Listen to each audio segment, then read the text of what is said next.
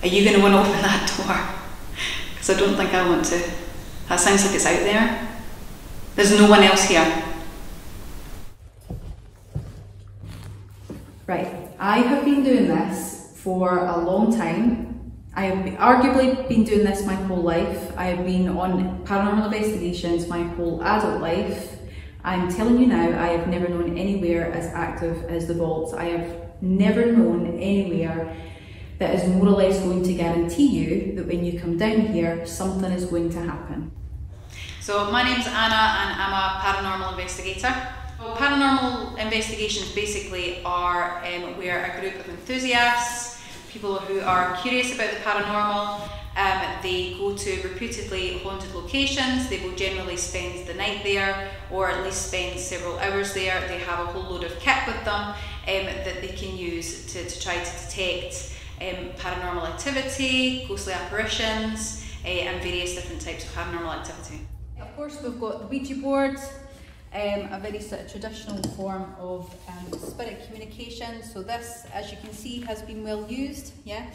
So we always use these at our paranormal investigations. Quite often the people who lived down in the vaults, they couldn't read, or they were children, or whatever was happening. So quite often we tend to get the kind of yes, no kind of responses from this.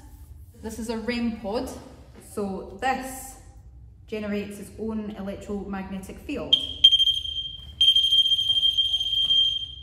Now you let it recalibrate. Now what you've got to do is something's got to touch that or come near it for that to sound.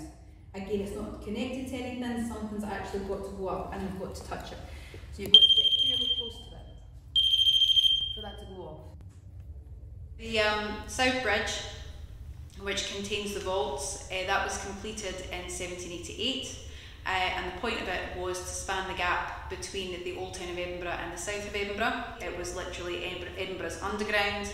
There was slums down here, there was all kinds of illegal businesses down here as well. So it was a horrendous place to have to be. There was one occasion, I actually think I had a face-on encounter with the Watcher, and it absolutely terrified the life out of me. You can imagine, right?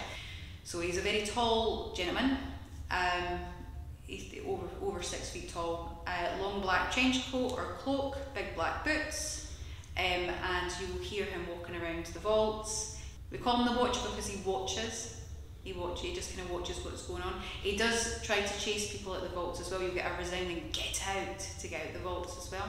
I started at the top end of the street, started blowing out the candles, got to the first staircase that we go up, and I looked up.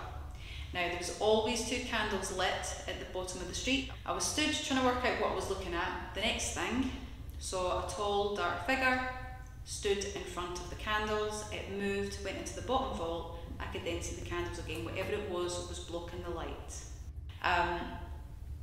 Some of these things are really difficult to explain away. They can't be explained, but they also can't be explained away. They're there.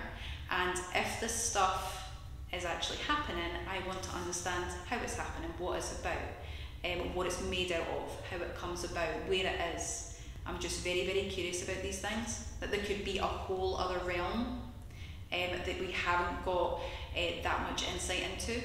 It's a school of thought, a discipline, whatever you want to call it, that we've got a lot to understand about it.